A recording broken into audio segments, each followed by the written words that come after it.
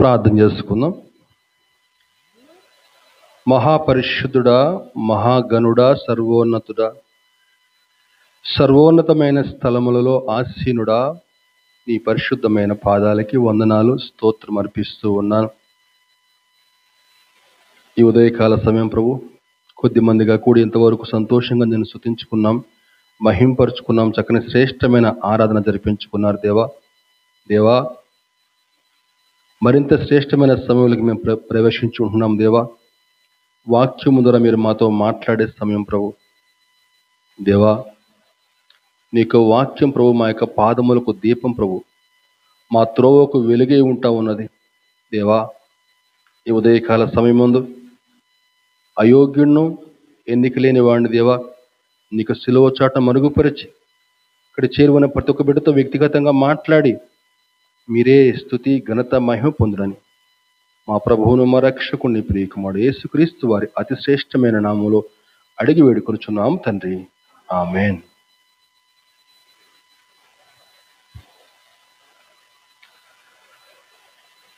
కర్ణాటక రాష్ట్రంలో బళ్ళారి అనేటువంటి ప్రాంతం తెలుసు కదా చాలా మందికి. బళ్ళారి, ఆ బళ్ళారిలో బళ్ళారి ఫోర్ట్ అనేది చాలా ఫేమస్. బళ్ళారి ఫోర్ట్ ఇప్పటికి కూడా ఉంది, చాలా ప్రాముఖ్యమైనది.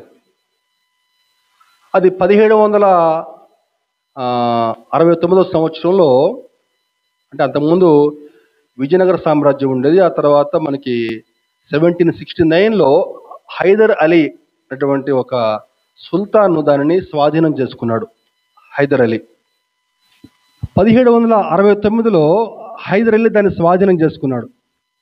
స్వాధీనం చేసుకుని దాన్ని ఇంకొంచెం రెనోవేట్ చేయించాలి, శత్రువుల బారి నుంచి దాన్ని ఇంకా మంచిగా బలంగా నిర్మించాలని చెప్పని ఒక ఫ్రెంచ్ ఇంజనీర్ని పిలిపించి, ఒక మంచి గొప్ప ఆర్కిటెక్ట్ పిలిపించేసి ఇంకొంచెం మంచి కట్టించు అని చెప్పని చెప్పాడట. అంతకుముందు ఆ బళ్ళారి ఫోర్ట్ ఏంటని చెప్పానంటే మనకి అప్పర్ పైన ఒక భాగం ఉండేదన్నమాట, తర్వాత లోవర్ ఫోర్ట్, అప్పర్ ఫోర్ట్ ఉండేది. తర్వాత ఈ ఫ్రెంచ్ ఇంజనీర్ వచ్చేసి లోవర్ ఫోర్ట్ నిర్మించాడు. అంటే పైన ఒక భాగము, కింద ఒక భాగం అనమాట. చాలా బ్రహ్మాండంగా ఉంటుంది అనమాట ఆ ఫోర్ట్. చాలా సమయం తీసుకుని, చాలా డబ్బు వెచ్చించి చక్కగా దాన్ని నిర్మించాడట. ఆ కోట భాగాన్ని అంతా కూడా చాలా ఎత్తైనటువంటి కొండ మీద ఉంటుంది ఆ కోట. అయితే నిర్మించిన తర్వాత ఈ హైదర్ అలీ ఏం చేశాడని చెప్పానంటే, అసలు నిర్మాణం ఎట్లా ఉందో చూద్దాం పదా అని చెప్పని ఆ ఫ్రెంచ్ ఇంజనీర్ని తీసుకుని బయలుదేరాడట. అలా చుట్టూ వెళ్తూ ఉంటే మధ్యలో ఒక చిన్న లోపం కనుక్కున్నాడట హైదర్ అలీ. ఏంటని చెప్పానంటే, ఆ కోట పక్కనే ఒక పెద్ద కొండ ఉందంట. ఆ కొండ ఏమో ఈ కోట కంటే ఎత్తు ఎక్కువగా ఉందంట. అంటే కొండ ఏమో ఎత్తు ఎక్కువగా ఉంది, కోట ఏమో కొంచెం తక్కువ ఉందంట. అది చూసిన వెంటనే ఈ హైదర్ అలీకి బాగా కోపం వచ్చేసిందంట. కోపం వచ్చి, ఏమయ్యా బుద్ధి లేదు నీకు? ఈ కోట కంటే కొండ ఎత్తు ఎక్కువగా ఉంటే శత్రువులు ఈజీగా లోపలికి దాడి చేస్తారు కదా, లోపలికి వచ్చే అవకాశం ఉంది కదా, బుద్ధి లేని పని చేశావు అని చెప్పని ఆ ఇంజనీర్ని అందరికి కనిపించేలాగా తూర్పు గుమ్మం దగ్గర ఉరి తీయించాడట. హైదర్ అలీ తర్వాత హైదర్ అలీ కుమారుడు టిప్పు సుల్తాన్ పరిపాలనకు వచ్చాడు. ఆ టిప్పు సుల్తాన్ యొక్క పరిపాలనలోనే హైదర్ అలీ ఊహించినట్లుగానే కొంతకాలానికి బ్రిటిష్ వాళ్ళు ఆ కొండపై నుంచి ఆ కోటలోకి వెళ్ళి కోటను స్వాధీనం చేసుకున్నారు. ఎందుకు ఈ విషయం చెప్తున్నానని చెప్పానంటే, గమనించాలి, కోట చాలా బ్రహ్మాండం కట్టబడింది, చాలా ఎత్తైనటువంటి కొండ మీద నిర్మించబడింది. కానీ ఒక చిన్న బలహీనత వల్ల శత్రువులు దాన్ని స్వాధీనం చేసుకోగలిగారు. ఎందుకు ఈ మాట చెప్తున్నానని చెప్పానంటే, మన ఆత్మల శత్రువు కూడా మన శరీరమైనటువంటి కోటలో ఒక చిన్న బలహీనత ఎక్కడ దొరుకుతుందా అని ఎదురు చూస్తూ ఉంటాడు. ఆ చిన్న బలహీనత కోసం అనుక్షణం ఎదురు చూస్తూ ఉంటాడు.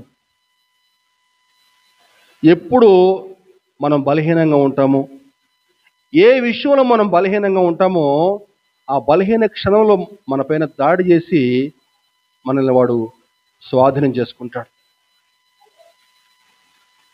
కోట చాలా బ్రహ్మాండం కట్టబడింది, ఎంతో డబ్బు వెచ్చించబడింది. కానీ ఆ యొక్క కోట కంటే కొంచెం ఎక్కువ ఉండటం వల్ల ఆ కోటలో నుంచే, ఆ యొక్క కొండలో నుంచే కోటలోకి శత్రువులు వచ్చేసారు. ఇప్పటికీ ఉంది బళ్ళారిలో ఫేమస్ ఫోర్ట్ అనమాట అది. సాయంకాలం పూట ఉదయం పూట వెళ్తే చాలా అద్భుతంగా ఉంటుంది ఆ కోట. ఈరోజు మన వాక్యాంశం ఏంటని చెప్పానంటే, శత్రువు మన పైన ఎన్ని విధాలుగా దాడి చేయగలడు. ఈ అంత్య దినాల్లో మనం చాలా ప్రాముఖ్యంగా తెలుసుకోవాలి. 3 విధాలుగా శత్రువు మన పైన దాడి చేసే అవకాశం ఉంది. ఆ 3 విధాలు ఏంటో మనం తెలుసుకుందాం ఈరోజు. మొట్టమొదటి విధానం ఏంటని చెప్పానంటే, గర్జించు సింహం వలె మన పైన దాడి చేస్తాడు. మొట్టమొదటిగా 1 పేతురు 5వ అధ్యాయము 8వ వచనం. 1 పేతురు 5:8. నిబ్బరమైన బుద్ధి గలవారై మెలకువగా ఉండుడి, మీ విరోధి అయిన అపవాది గర్జించు సింహం వలె ఎవరిని మింగుదునా అని వెతుకుచూ తిరుగుచున్నాడు. గమనించాలి, పేతురు గారు ఈ పత్రిక రాసేటువంటి సమయానికి నీరో చక్రవర్తి పరిపాలన ఎలా ఉందో చూసి ఉంటాడు పేతురు గారు. ఆనాటి కాలంలో నీరో అనే ఒక చక్రవర్తి పరిపాలన చేస్తూ ఉండేవాడు. భయంకరమైన క్రూరుడు. ఎంతలా అని చెప్పండి, క్రైస్తవుల్ని బహుగా ద్వేషించేటువంటి వాడు.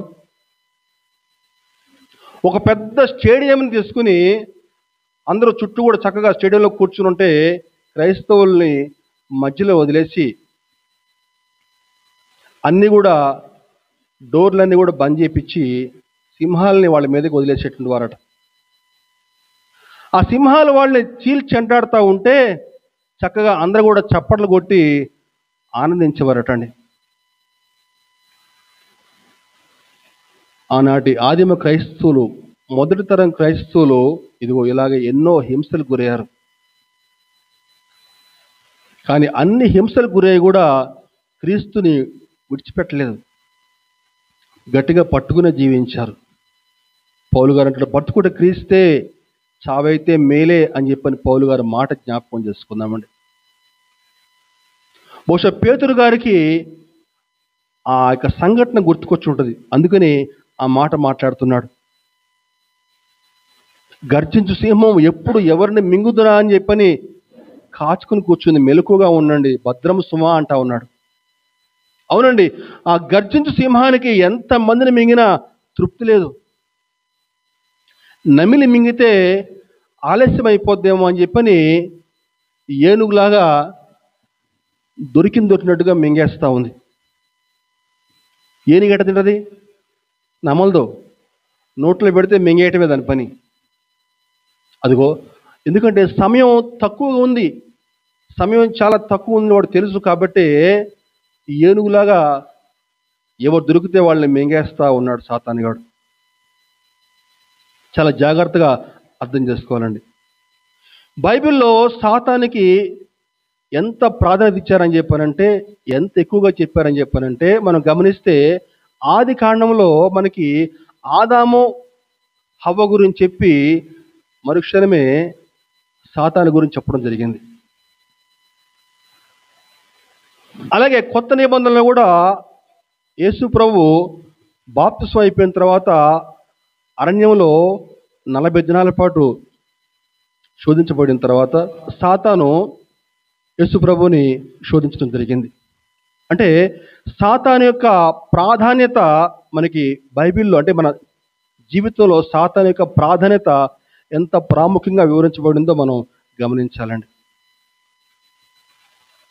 ఇంతకీ సింహము, గర్జించు సింహము మింగేయటం అని చెప్పానంటే ఏంటి? గర్జించు సింహం మింగేస్తుంది చెప్తున్నాను కదా.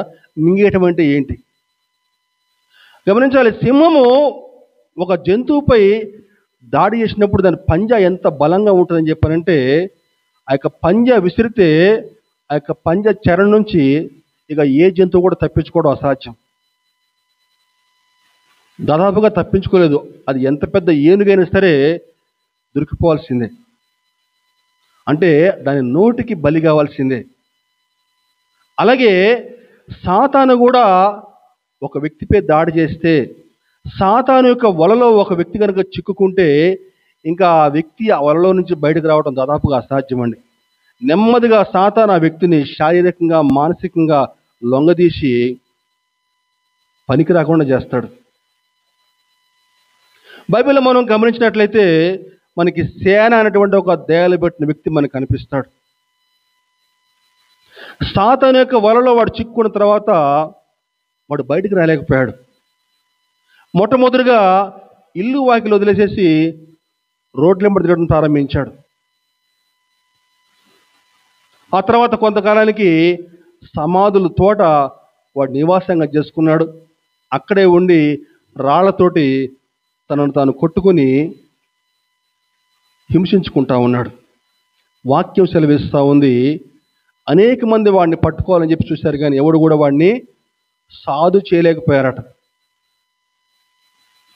అలాగే చూస్తే మనకి 18 ఏళ్ల నుంచి ఒక స్త్రీ నడుము వంగిపోయి, ఏముంది వాక్యంలో, ఒక బలహీనపరచు దెయ్యము అతని యొక్క ఆమె యొక్క నడుముని వంగజేసింది. 18 ఏళ్లుగా ఆమె నడుమును వంగజేసి ఆ యొక్క మహోన్నతుణ్ణి స్తుతించకుండా చేసింది. సాతాను యొక్క వలలో ఒక వ్యక్తి చిక్కుకుపోతే సాతాను ఆ విధంగా ఆ వ్యక్తిని శారీరకంగా మానసికంగా నెమ్మదిగా లొంగదీసి బలహీనపరుస్తాడు. నెమ్మదిగా అతన్ని పతనానికి చేర్చేస్తాడు సాతానుగాడు. గర్జించు సింహం అని చెప్పానంటే అంత భయంకరంగా ఉంటుందండి. బైబిల్లో దావీదు మొదలుకొని గెహజీ వరకు అందరూ కూడా ఆ గర్జించు సింహం యొక్క బాధితులే. దావీదు సంసోను స్త్రీ వ్యామోహంలో చిక్కుకుని పోతే, ఆకాను గెహజీ బిలాము ధన వ్యామోహానికి లొంగిపోయారు.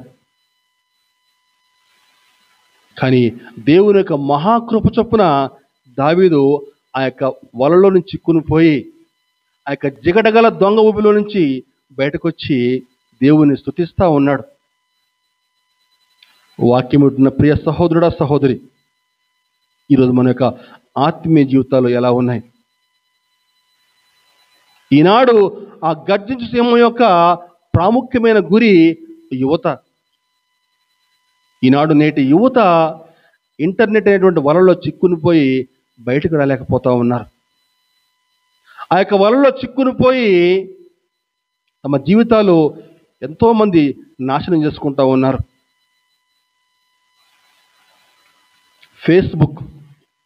ఫేస్బుక్లో రీల్స్ కోసం తమ జీవితాలు నాశనం చేసుకున్న వారు ఎందరో. నిన్న మొన్న ఒక న్యూస్ కూడా చూసాం. ఎదురుగా ట్రైన్ వస్తూ ఉందంటే వీడు రీల్స్ కోసం ఆ ట్రైన్ ఎదురుగా పోయాడు. అడ్రస్ కూడా లేడు. ప్రతిరోజు కూడా న్యూస్లో ఇట్లాంటి వార్తలు వస్తూనే ఉంటాయి. ఏదో ఒక వార్త రీల్స్ కోసం ప్రమాదకరంగా ఎత్తైన కొండపైకి వెళ్ళి అక్కడ స్టంట్ చేయటం, ప్రాణాలు కోల్పోతూ ఉన్నారు. గర్జించు సింహం వలె మొట్టమొదటిగా మన పైన దాడి చేస్తాడండి. ఇది మొదటి విధానం. రెండో విధానం ఏంటని చెప్పంటే, క్రూరమైన తోడేలు వలె దాడి చేస్తాడు. క్రూరమైన తోడేలు వలె. అపోస్తుల కార్యము 20వ అధ్యాయము 29వ వచనం.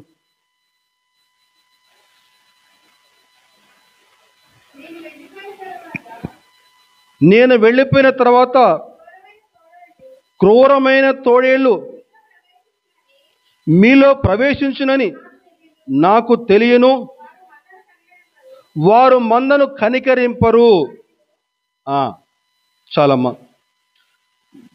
నేను వెళ్ళిపోయిన తర్వాత క్రూరమైన తోడేళ్ళు మీలో ప్రవేశించునని నాకు తెలియను, వారు మందను కనికరింపరు. ఈ వచనాలు జాగ్రత్తగా పరిశీలిస్తే పౌలు గారు తాను యెరూషలేముకు వెళ్లే ముందు ఎఫెసీ సంఘపు పెద్దల్ని పిలిపించి మాట్లాడుతున్న మాటలండి. ఇది ఒకసారి చూద్దాం. అపోస్తల కార్యము అదే 20వ అధ్యాయంలో మనం జాగ్రత్తగా మనం పరిశీలన చేస్తే 17వ వచనం చూద్దామా. అతడు మిలేతు నుంచి ఎఫెసునకు వర్తమానం పంపి సంఘపు పెద్దలను పిలిపించును. వారు తన యొద్దకు వచ్చినప్పుడు వారితో మాట్లాడుతున్న మాటలండి ఇవి. ఎఫెసీ సంఘపు పెద్దల్ని పిలిపించాడు పౌలు గారు. ఎందుకని చెప్పంటే తాను యెరూషలేము కనుక వెళితే యెరూషలేము నుంచి మళ్ళీ తిరిగి వెనక్కి వచ్చే అవకాశం ఉండదు. ఖచ్చితంగా తనను యెరూషలేములో పట్టుకుంటారు, బంధిస్తారు అని చెప్పని పౌలు గారికి బాగా తెలుసు. తెలిసి ఏమంటున్నాడని చెప్పానంటే, అయ్యా నేను ఇంక యెరూషలేముకి వెళ్ళే సమయం దగ్గరకు వచ్చేసింది కాబట్టి నేను వెళ్ళిపోయిన తర్వాత క్రూరమైన తోడేళ్ళు మీలో ప్రవేశిస్తాయి కాబట్టి జాగ్రత్త. దేవుడు మిమ్మల్ని దేని మీదకి అధ్యక్షులుగా ఉంచాడో ఆ మందని జాగ్రత్తగా కాయండి. ఉంద వాక్యంలో 28-29 అండి. 28-29 చూద్దామా. దేవుడు తన స్వరక్తం ఇచ్చి సంపాదించిన తన సంఘమును కాయుటకు పరిశుద్ధాత్మ మిమ్మును దేని యందు అధ్యక్షులుగా ఉంచునో ఆ యావత్తు మందను గూర్చియు మీ మట్టుకు మిమ్మల్ని గూర్చియు జాగ్రత్తగా ఉండుడి. చాలా జాగ్రత్తగా అర్థం చేసుకోవాలండి. పౌలు గారు వెళ్ళిపోయే వరకు కూడా ఆ క్రూరమైన తోడేళ్లు రాలేదు. ఎందుకంటే పౌలు గారు సంఘాన్ని జాగ్రత్తగా కాపాడాడు. పౌలు గారికి తెలుసు బాగా తను వెళ్ళిపోయిన తర్వాత తోడేళ్ళు వస్తాయని చెప్పని. ఇంతకీ ఆ తోడేళ్ళు ఎవరట? తోడేళ్ళు అంటే ఎవరండి? ఇంతకీ యేసు ప్రభు చెప్తున్నాడు ఆ తోడేళ్ళు అంటే ఎవరో. మత్తయి సువార్తలో 7వ అధ్యాయం 15లో ఏమంటున్నాడని చెప్పానంటే 7:15లో అబద్ధ ప్రవక్తలను గురించి జాగ్రత్త పడుడి, వారు గొర్రెల చర్మం వేసుకుని మీ యొద్దకు వత్తురు, కానీ లోపల వారు క్రూరమైన తోడేళ్ళు. అదండి అబద్ధ ప్రవక్తలు, ఈ క్రూరమైన తోడేళ్ళు అని చెప్పారంటే వారు గొర్రెల చర్మం వేసుకుంటారు, గొర్రెలాగా ఉంటారు, కానీ వారు భయంకర క్రూరమైన తోడేళ్ళు. మొన్న మధ్య నేను ఒక న్యూస్లో చూశాను. ఏంటని చెప్పంటే వేరే దేశంలో ఒక ఆమె రాత్రిపూట నడుచుకుంటూ వస్తూ ఉంటే ఒక చిన్న కుక్కపిల్ల కనిపించిందంట. సరే అని చెప్పి ఇంటికి పట్టుకొచ్చిందంట. జాగ్రత్తగా దానికి పాలు పోసి జాగ్రత్తగా పెంచుతూ ఉందంట. అది కొంచెం పెరిగి పెద్ద అయిన తర్వాత రాత్రిపూట కుక్క కదా మరి కాపల కోసం బయటకు వదిలేసేస్తే అది కుక్కలాగా అరవకుండా తోడేళ్ళలాగా ఓలేయటం మొదలుపెట్టిందంట. అంటే ఎంతగా కుక్క కాదు, తోడేళ్ళనమాట. ఆమె గమనించలేకపోయింది తోడేళ్ళు అని చెప్పని. అంటే తోడేలు అంత అంటే అర్థం ఏంటని చెప్పంటే వారు గొర్రెల్లాగా ఉంటారు కానీ గొర్రె చర్మం వేసుకున్నటువంటి క్రూరమైన తోడేలు అనమాట. తోడేలు ఎంత భయంకరం అని చెప్పారంటే తన ఎరని అది అందుకోవడానికి గంటల పాటు వేచి చూస్తాట. కొన్ని అవర్స్ టుగెదర్ పాటు ఎక్కడ కదలకుండా అవకాశం ఎప్పుడు దొరుకుద్దా అని ఎదురు చూస్తూ ఉంటుందటండి. అవకాశం దొరికితే వెంటనే మీద పడి చీల్చేయటమే. అంత భయంకరమైన జంతువు తోడేళ్ళు. ఇదిగో ఈ అబద్ధ ప్రవక్తల్ని తోడేళ్లతో పోలుస్తున్నాడు ప్రభు. గమనించాలండి. ఇంతకీ ఈ యొక్క తోడేళ్ళు ఎక్కడి నుంచి వస్తారు అని చెప్పానంటే సంఘము బయట నుంచి రావచ్చు, లేదా సంఘం లోపల నుంచే కూడా రావచ్చు. మంచి వాళ్ళ కనిపిస్తారు, మంచి మాటలు చెప్తున్నట్టు ఉంటారు, కానీ మనల్ని తప్పు త్రోవలోకి నడిపిస్తూ ఉంటారు. మంచి కనిపిస్తారు, గొర్రెల్లా కనిపిస్తారు, దేవుని మాటలు చెప్తూ ఉంటారు, దేవుని వాక్యాలు చెప్తూ ఉంటారు, కానీ సంఘమును తప్పు త్రోవలోకి నడిపిస్తూ ఉంటారు. అందుకే ప్రభు అంటాడు, ప్రతి ఆత్మను కూడా నమ్మక. ఉందా వాక్యంలో? చూద్దామా వాక్యంలో? మొదటి యోహాను 4వ అధ్యాయము, మొదటి యోహాను 4వ అధ్యాయము 1-2 వచనాలు. మొదటి యోహాను 4వ అధ్యాయం 1-2 వచనాలు. ప్రియులారా, అనేకులైన అబద్ధ ప్రవక్తలు లోకములోనికి బయలు వెళ్ళి ఉన్నారు కనుక ప్రతి ఆత్మను నమ్మక, ఆయా ఆత్మలు దేవుని సంబంధమైనవో కావో పరీక్షించుడి.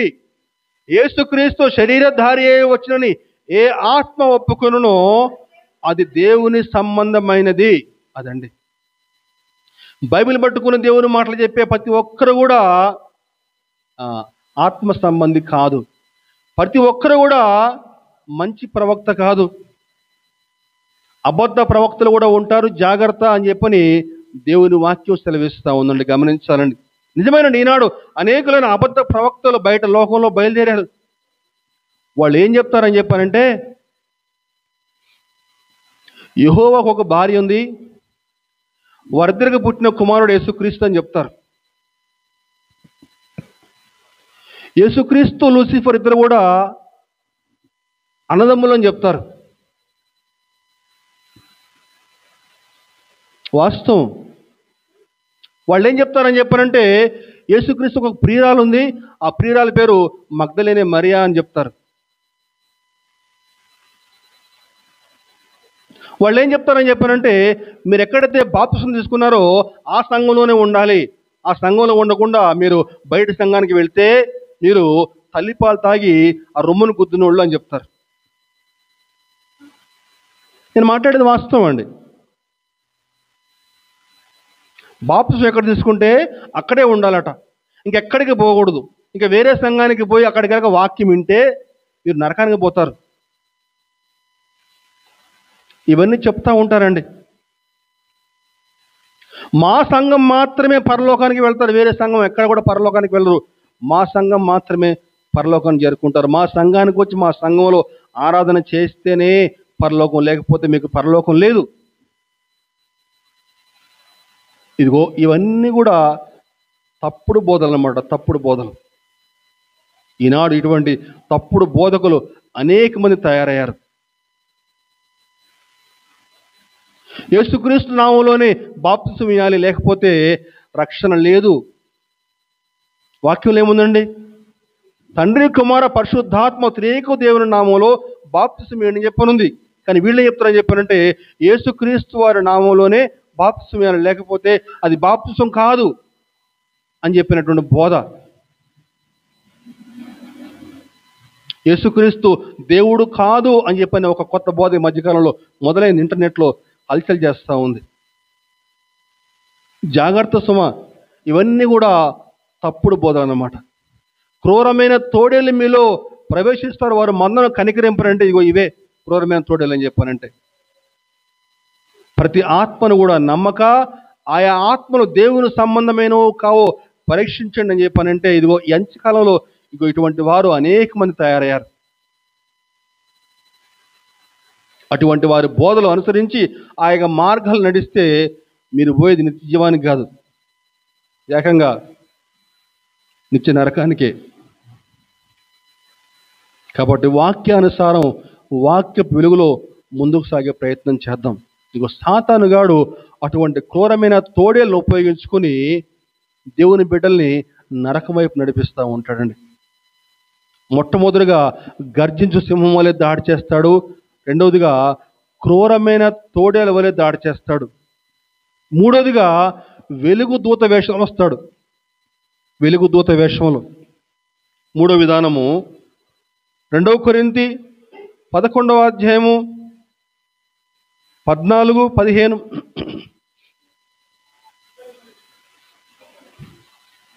2 కొరింథీ 11వ అధ్యాయం 14-15.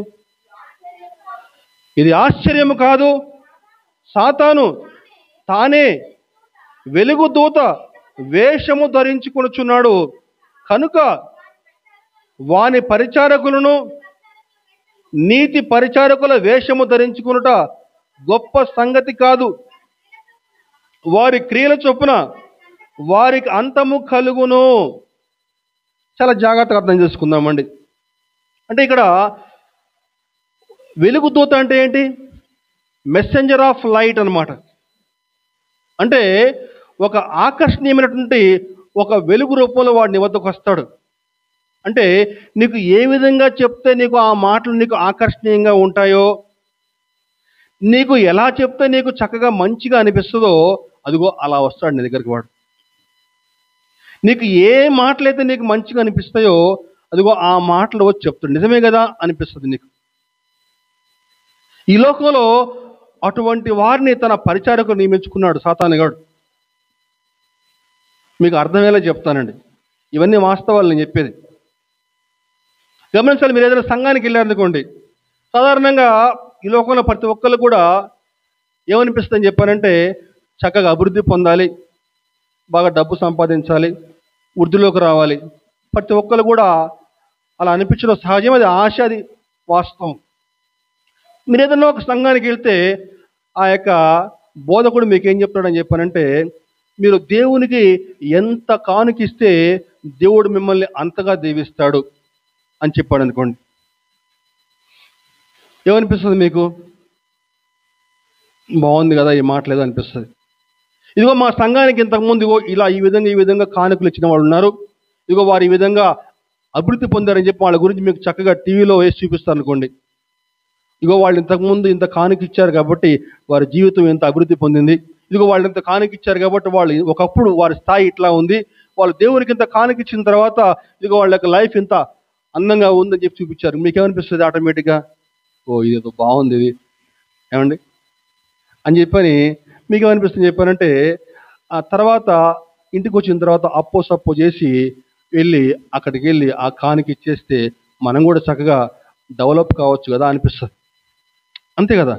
ఇక్కడ మారు మనస్సు, పాప క్షమాపణ, పశ్చాత్తాపం, బాప్తిసం, ఆ మాటలేమి మీకు వినిపించవు అక్కడ ఏమి కూడా. అసలు వాడు ఊసే ఉండదు అక్కడ. మీకు కూడా అవన్నీ కూడా చెప్తా ఉంటే కొంచెం ఇబ్బందిగా ఉంటుంది కొంచెం. అవన్నీ లేకుండా దేవునికి డబ్బులు ఇస్తే అభివృద్ధి పొందుతాం. దేవునికి డబ్బులు ఇస్తే మన జీవితాలు వృద్ధిలోకి వస్తాయి. దేవునికి డబ్బులు ఇస్తే మన జీవితంలో చక్కని ఆశీర్వాదాలు పొందుకుంటాం. సో మీ యొక్క అంటే వాళ్ళ యొక్క వే ఆఫ్ స్పీకింగ్ అంటే వే ఆఫ్ ప్రీచింగ్ ఎట్లా ఉంటుందని చెప్పానంటే, మీ జీవితాల్లో ఆశీర్వాదాలు పొందుకోవాలని చెప్పానంటే, అంటే డబ్బులు సంపాదించుకోవడమే ఆశీర్వాదమా? నిజంగా డబ్బులు ఉంటేనే ఆశీర్వాదం అని చెప్పానంటే, ఆనాడు యాకోబు గారు యబ్బోకు రేవులో దేవుని కాళ్ళు పట్టుకుని బతిలాడుతున్నాడు. ఏమంటున్నాడండి? నువ్వు నన్ను దీవిస్తేనే కానీ నేను నిన్ను వదిలిపెట్టను, నీ ఆశీర్వాదం నాకు కావాలి ప్రభువా అని చెప్తున్నాడు యాకోబు గారు. మరి అప్పటికి యాకోబు గారు మిక్కిలి ధనవంతుడు. బాగా పశువులు, గొర్రెలు, మేకలు, గొడ్లు, 12 మంది కుమారులు, ఒక కుమార్తె, ఎంత చక్కని ఆస్తిపరుడు, ఎంతో బంగారం వెండి అన్నీ ఉండి కూడా ఏమంటున్నాడండి? నీ ఆశీర్వాదం నాకు కావాలి ప్రభువా అంటున్నాడు.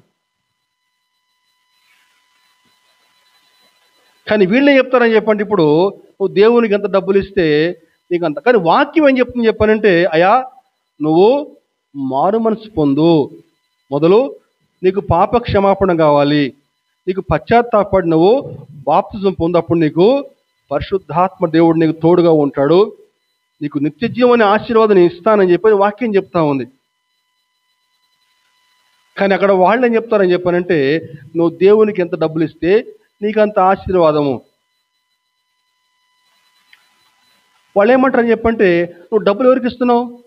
ఇచ్చేది నువ్వు దేవునికే కదా, నువ్వు తప్పేం చేయట్లే కదా, నీకు కావాల్సింది ఏంటి? ఆశీర్వాదం. ఆశీర్వాదాలు వస్తున్నాయి కదా నీకు. గమనించాలండి, ఇది దానికి జాగ్రత్త అర్థం చేసుకోవాలండి. ఇక వెలుగు దూత వేషం అని చెప్పండి ఇట్లా ఉంటుంది అనమాట. ఇంకా ఏం చెప్తారని చెప్పానంటే, అమావాస్య రోజున నువ్వు వెళ్ళి దేవునికి ప్రార్థన చేస్తే దేవుడు నిన్ను బాగా దీవిస్తాడు. అమావాస్య ప్రార్థనలు ఉన్నాయండి కొన్ని సంఘాల్లో, కొన్ని చర్చిల్లో అమావాస్య ప్రార్థనలు ఉన్నాయి. చెప్పేది ఇవన్నీ వాస్తవాలు. అమావాస్య రోజు వెళ్ళి ప్రార్థన చేసుకుంటే దేవుడు నిన్ను దీవిస్తాడు. నీకేమనిపిస్తుంది? నీ చుట్టుపక్కల ఆయా అన్యజనులు ఏం చేస్తారని చెప్పారంటే, అమావాస్య రోజు వాళ్ళు కొన్ని పూజలు చేయటము, ఆ యొక్క గుమ్మాలకి నిమ్మకాయలు కట్టడము, మంత్రించి నిమ్మకాయలు గుమ్మాలకు కట్టడం, ఇవన్నీ కూడా చేస్తాం. నీకేమనిపిస్తుంది? కరెక్టే కదా, అమావాస్యలో అక్కడికి వెళ్ళి మనం దేవునికి ప్రార్థన చేస్తే మన కుటుంబాల్లో మంచి జరుగుద్ది కదా అని చెప్పి నీకు అనిపిస్తుంది. కానీ బైబిల్లో అలా ఉందా? అమావాస్య రోజు ప్రార్థన చేయాలని కానీ, అమావాస్య రోజు మొక్కుబడి చెల్లించుకోవాలని బైబిల్లో ఉందా? కానీ బైబిల్లో ఏముందండి? నువ్వు దేవుని సన్నిధిలో మోకరిల్లి ప్రార్థన చేసి కన్నీరు కార్చి నీ పాపాలు బట్టి నువ్వు పశ్చాత్తాపడు అని చెప్పని ఉంటుంది వాక్యంలో. కానీ వాడు నీకు అవేమి చెప్పడు. ఏం చెప్తాడని చెప్పానంటే, అమావాస్య రోజు అక్కడికి వెళ్ళి నువ్వు ప్రార్థన చేయి, నీకు మంచి జరుగుద్ది అని చెప్తాడు. ఎవరికి ప్రార్థన చేస్తున్నావు? దేవునికే కదా నువ్వు ప్రార్థన చేసేది, అవునా? కానీ ఇక్కడ ఏంటని చెప్పంటే, నువ్వు కొంత టైము నీకు ఉపవాస కూడికలు ఏంటని చెప్పానంటే, కొంత టైం నీకు పొద్దున సాయంకాలం దేవుని సన్నిధిలో గడిపి కన్నీరు కార్చి నువ్వు ఆయన సన్నిధిలో ప్రార్థన చేస్తావు. నీకు అంత టైం నువ్వు వెచ్చించడం వాడికి ఇష్టం ఉండదు. నిన్ను తప్పుడు మార్గంలో వాడు నడిపిస్తూ ఉంటాడు. వెలుగు దూత వేషం అని చెప్పండి, అదే తప్పుడు మార్గంలో దేవుని చేరుకునేటువంటి మార్గం అన్నమాట.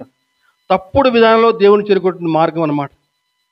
ఇంకా మీకు అర్థమయ్యేలా చెప్పాలని చెప్పానంటే, దేవుని వాక్యం సెలవిస్తామని చెప్పానంటే, మీరు నా మాటలు విని నా యొక్క మాటల ప్రకారం మీరు జీవిస్తే, నాతో మీరు సహవాసం చేస్తే దేవుని కుమారులుగా మీరు పిలువబడతారు అని చెప్పి దేవుని వాక్యం చెప్తా ఉంటే, సాతానుగాడు ఏం చెప్తారని చెప్పానంటే, ఏదైనా తోటలో ఆ చెట్టు ఫలమును తింటే మీరు ఏముంది వాక్యంలో? ఇంకా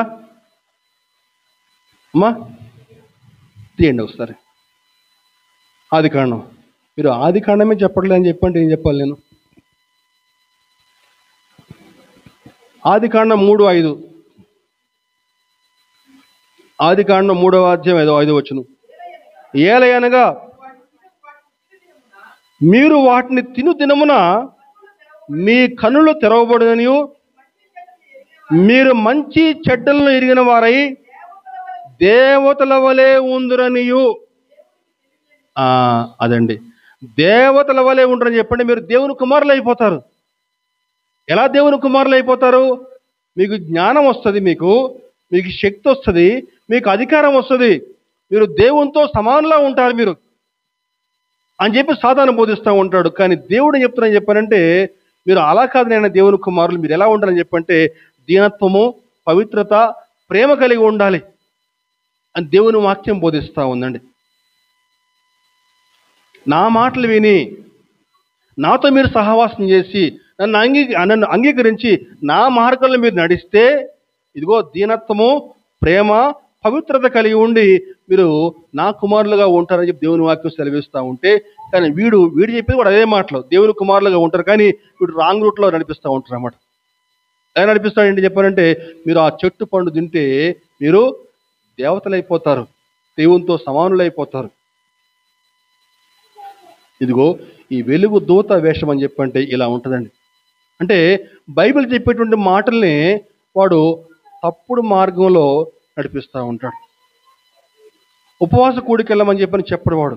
ఎందుకంటే ఉపవాస కూడికలు అంటే చెప్పంటే మీరు మీ పాపాల నిమిత్తమే పశ్చాత్తాపడతారు, పాపాల నిమిత్తమే కన్నీరు కార్చి ప్రార్థన చేస్తారు. తద్వారా మీరు చక్కగా నిత్య జీవాన్ని పొందుకుంటారు. ఆ యొక్క ఉపవాస కూడికలో ఎక్కువసేపు కన్నీరు కార్చి మీ పాపాల నిమిత్తమే ప్రార్థన చేస్తే ఏంటని చెప్పంటే చక్కగా దేవునితో దగ్గరగా జీవిస్తారు. వాడికి అది ఇష్టం ఉండదు. అదిగో అమావాస్య రోజు ప్రార్థన చేస్తే ఏంటని వాడికి వెళ్ళి ఆ యొక్క కూడికలో పాల్గొని నువ్వు మొక్కుబడులు చెల్లిస్తే నీకు మేలు జరుగుతుందని చెప్పంటే ఆడికి వెళ్ళిపోతారు.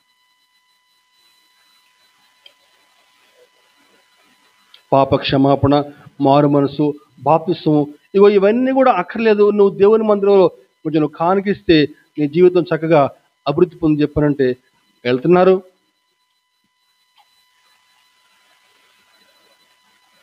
ఇదిగో ఇటువంటి తప్పుడు బోధలు, ఇటువంటి అబద్ధ బోధకులు, ఇటువంటి వెలుగు దూత వేషం, ఇదిగో ఈ 3 విధాలుగా ఈనాడు సాతానుగాడు సంఘంపై దాడి చేస్తూ ఉన్నాడు. గర్జించు సింహం వలె దాడి చేస్తూ ఉన్నాడు. క్రూరమైన తోడేలు వలె దాడి చేస్తూ ఉన్నాడు. వెలుగుదూత వేషంలో దాడి చేస్తూ ఉన్నాడు. ఈ చివరి దినాల్లో చాలా జాగ్రత్తగా గమనిస్తూ మనం ముందుకు సాగాలి. ఎందుకంటే సాతాను యొక్క తంత్రాలు మనం ఎరిగి ఉండాలండి. యుద్ధంలో మనం శత్రువుని జయించాలంటే శత్రువు యొక్క తంత్రాలు మనం బాగా ఎరిగి ఉండాలి. ఆ శత్రువు యొక్క తంత్రాలు మనం బాగా ఎరిగి ఉంటేనే మన శత్రువుని మనం జయించవచ్చు. ఆ శత్రువు యొక్క తంత్రం ఏంటని చెప్పానంటే సాతాను యొక్క తంత్రం మొట్టమొదటిగా వాడు ఆది నుంచి కూడా వాడు మోసగాడు, మోసం చేసేటువంటి తత్వం అన్నమాట. నీకు ఎదుటి వ్యక్తిని మోసం చేయాలని చెప్పి నీకు అనిపించింది అనుకో, ఏదో విధంగా ఎదుటి వ్యక్తిని మోసం చేసి నువ్వు పైకి రావాలి అని చెప్పి నీకు అనిపించిందని చెప్పంటే అది సాతాను నీలో పుట్టించేటువంటి ఒక ఆలోచన అనమాట. కపటపు ఒక భయంకరమైన ఆలోచన అనమాట. లోకం నీకేం చెప్తుంది చెప్పారంటే నువ్వు పైకి రావాలని చెప్పంటే నువ్వు ఎవడో ఒకరిని ఖచ్చితంగా నువ్వు తొక్కాల్సిందే. నువ్వు ఒకరిని తొక్కితేనే నువ్వు పైకి వస్తావు. నువ్వు వాడిని తొక్కకపోతే నువ్వు పైకి రాలేవు, పైకి వచ్చే అవకాశమే లేదు అని లోకం చెప్తుంది అనమాట. నీకు కూడా నిజమే కదా అనిపిస్తుంది. ఖచ్చితంగా ఒకరిని తొక్కాల్సింది, తొక్కితేనే మనం పైకి వస్తాం. అదిగో ఆ ఆలోచన, ఈ మోసపు ఆలోచన అనేది నీకు సాతాను పుట్టించే ఆలోచన అన్నమాట. నెంబర్ 2, గర్వము. గర్వపు ఆలోచన సాతాను యొక్క తంత్రం అన్నమాట. నీకు డబ్బు బట్టి కానీ, నీకు హోదా బట్టి కానీ, నీకు కులం బట్టి కానీ, లేకపోతే నీ యొక్క ఆస్తిపతులు ఇంకేదన్నా గర్వపు తలంపు నీకు కలిగిందయ్యా అని చెప్పానంటే అది సాతాను పుట్టించేటువంటి ఆలోచన. ఇంకా ఏంటని చెప్పానంటే ఎదురువాడిని బాధ పెట్టేటువంటి తత్వం. మాటల ద్వారా కానీ, చేతల ద్వారా కానీ ఎదురువాడిని బాధ పెట్టాలని చెప్పి నీకు అనిపిస్తుందని చెప్పండి అది సాతాను యొక్క తత్వం. వాడి సాతాను యొక్క తంత్రం అనమాట. ఇవన్నీ కూడా గర్వము, మోహము, కపటము ఇవన్నీ కూడా సాతాను యొక్క తంత్రాలు అన్నమాట. ఆ యొక్క తంత్రాలు మనం జాగ్రత్తగా గమనించి మనం ముందుకు సాగితేనే ఇదిగో మనం జీవితం జీవించగలమండి. 1 పేతురు 5వ అధ్యాయము 6వ వచనంలో 1 పేతురు 5వ అధ్యాయం 6వ వచనంలో